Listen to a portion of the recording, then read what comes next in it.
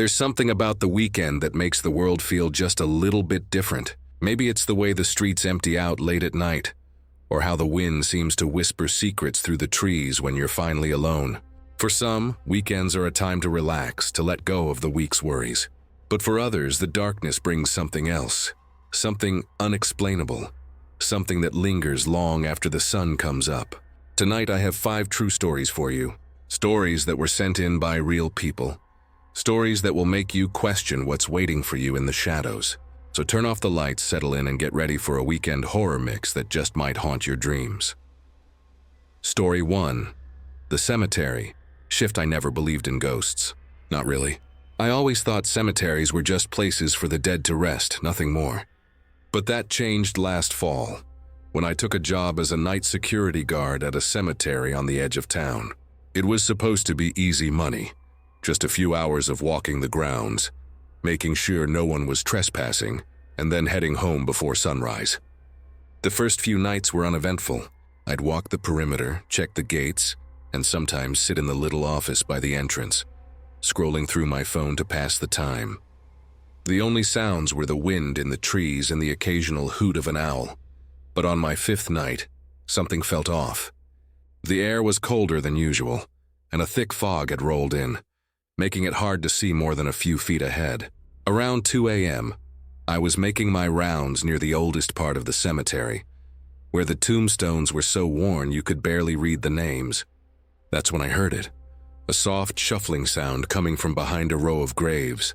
I stopped listening. At first, I thought it was just an animal, maybe a raccoon or a stray cat, but then I heard a voice. It was faint, almost like a whisper, but I could make out the words, "Help me." I froze. My flashlight shook in my hand as I tried to convince myself it was just my imagination. But the voice came again, a little louder this time. "Help me."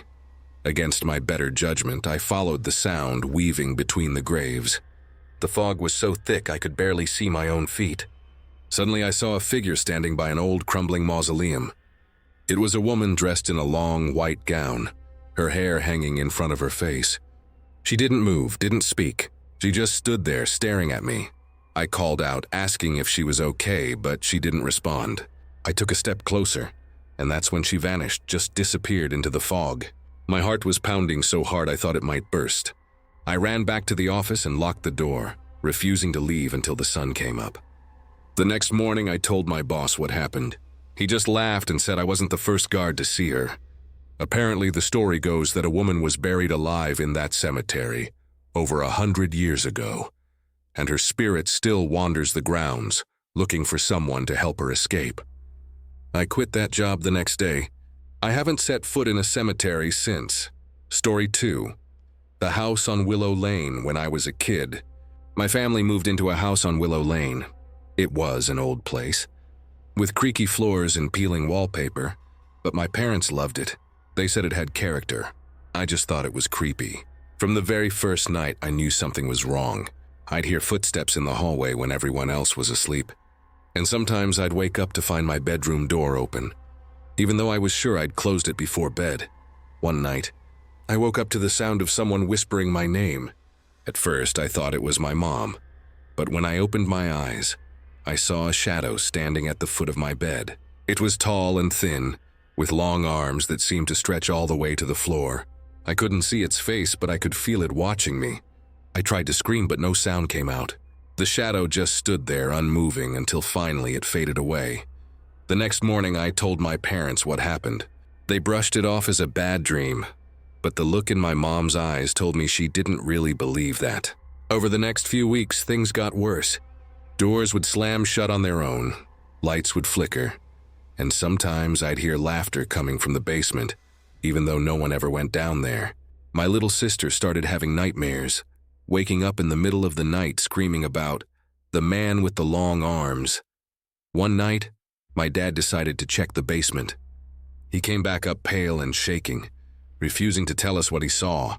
The next day, we packed up and left the house for good. We never spoke about it again, but sometimes when I close my eyes, I can still see that shadow standing at the foot of my bed, waiting. Story 3. The night visitor. Some people say that dreams are just your mind's way of processing the day. But I've always believed that sometimes dreams are more than that. Sometimes they're warnings, or maybe even something trying to reach you from the other side. I never used to think much about it, until the night I met the visitor.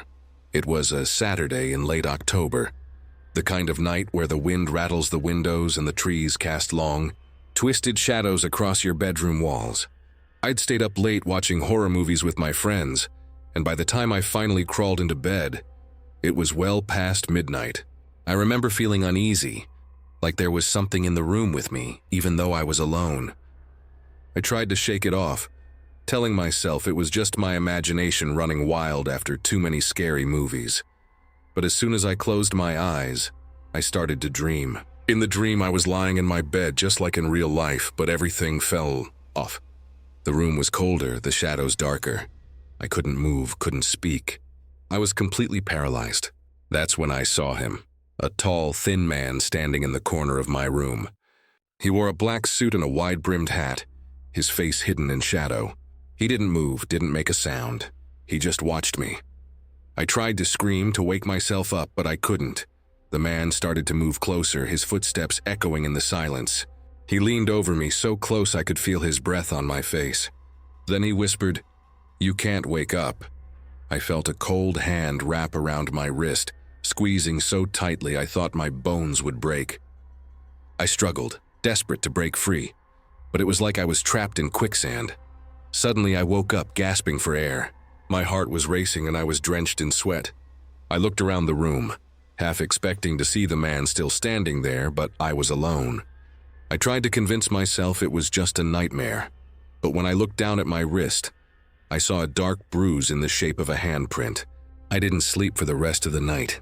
The next morning, I told my mom what happened. She looked at me with a strange expression and asked if I'd ever heard of the Hat Man.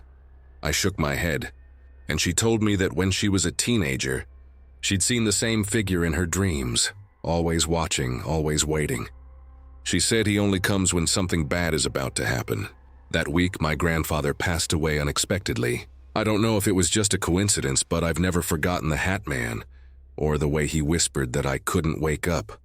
Sometimes late at night, I still feel like he's watching me, just waiting for the right moment to return. Story 4. The Roadside Stranger.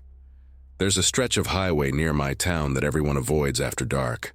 It's a lonely, winding road that cuts through miles of dense forest, with no streetlights and barely any traffic. Locals call it Devil's Bend, and there are dozens of stories about people seeing strange things out there. Ghostly hitchhikers, phantom cars, even creatures that aren't quite human. I always thought it was just small-town gossip, until the night I saw the stranger. It was a Friday night and I was driving home from a friend's house. It was later than I'd planned, and the only way home was down Devil's Bend. I tried to keep my mind off the stories, focusing on the road ahead. The trees pressed in on both sides, their branches scraping against my car as I drove. The only sound was the hum of the engine and the occasional thump of a pothole. About halfway through the bend, I saw something up ahead. A figure standing on the side of the road, barely visible in the darkness. As I got closer, I realized it was a woman, dressed in a tattered white dress, her hair hanging in tangled clumps around her face. She didn't move, didn't even seem to notice my car approaching. I slowed down, unsure of what to do. Part of me wanted to stop and help, but something about her made my skin crawl. I rolled down my window and called out, asking if she was okay. She didn't respond. She just turned her head slowly and looked at me, her eyes completely black. I felt a wave of cold wash over me, and every instinct screamed at me to get out of there. I hit the gas and sped away, glancing in the rearview mirror. She was gone, just vanished into thin air. When I got home, I told my parents what happened. My dad's face went pale, and he told me a story I'd never heard before. Years ago, a woman had been killed on that stretch of road, her body never found. People say her spirit still haunts Devil's Bend, looking for someone to help her find her way home. I don't know what I saw that night, but I haven't driven down that road after dark since. Sometimes when I'm alone in my car, I still see her face in my mind. Those black, empty eyes staring right through me. Story 5. The Whispering Walls. When I was in college, I rented a small apartment in an old building downtown. The place was cheap, which should have been my first warning sign. But as a broke student, I couldn't afford to be picky. The building had a strange energy from the start. Creaky floors, flickering lights, and a constant chill that never seemed to go away no matter how high I turned up the heat. My friends joked that the place was haunted, but I always laughed it off. I didn't believe in ghosts, at least not until the whispers started. It began on a rainy Saturday night, the kind where the city feels deserted and the only sound is the steady drumming of water against the windows. I was up late studying for an exam, the kind of tired where your eyes burn but your mind won't let you sleep. That's when I heard it, a faint whisper, so soft I thought it was just the wind. But as I listened, I realized it was coming from inside the apartment, from the walls themselves. At first, I couldn't make out the words. It was just a low, urgent murmur, like someone having a conversation in the next room. I pressed my ear to the wall, heart pounding, and the whispers grew louder. They were speaking in a language I didn't understand, but the tone was unmistakable.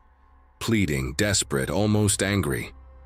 I pulled away, trying to convince myself it was just my imagination, maybe the pipes or the neighbors. But the whispers didn't stop. They followed me from room to room, growing louder at night, always just out of reach. One night, I woke up to the sound of someone calling my name. It was a woman's voice, soft and trembling, coming from the wall right behind my bed. "Please," she whispered. "Help me." I sat up frozen, listening as the voice faded into sobs. I tried to tell myself it was just a dream, but the next morning I found scratches on the wall where my head had been. Deep, jagged marks that hadn't been there before. I started asking around, trying to find out more about the building. Most of the tenants kept to themselves, but one old man on the third floor told me a story that made my blood run cold. Years ago, a woman had lived in my apartment. She was quiet, kept to herself, but one night she disappeared. No one ever saw her again. Some people said she'd run away. Others whispered that something terrible had happened to her. The police never found any evidence, and eventually, everyone forgot about her. Everyone except the walls. The whispers got worse after that. I'd wake up in the middle of the night to find my furniture moved, my belongings scattered across the floor. Sometimes I'd see shadows flickering in the corners of my vision, always just out of sight. The worst was the dreams. Vivid, terrifying nightmares of being trapped, unable to scream as unseen hands clawed at the walls around me. I lasted 3 months in that apartment before I couldn't take it anymore. On my last night, as I was packing my things, the whispers reached a fever pitch.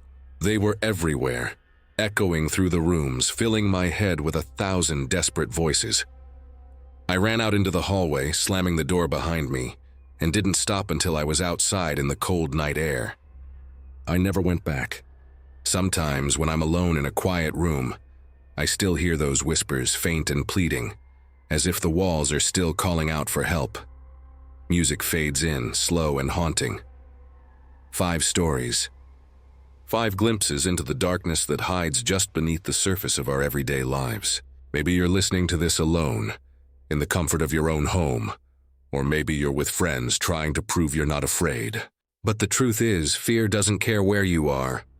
It finds you in the quiet moments, in the places you least expect. It lingers in the corners of empty rooms, in the shadows at the end of the hall, in the whisper of the wind outside your window. Tonight, you've heard stories of restless spirits, haunted roads, and things that go bump in the night. Maybe you'll forget them by morning, or maybe they'll stick with you, resurfacing in the darkness when you least expect it.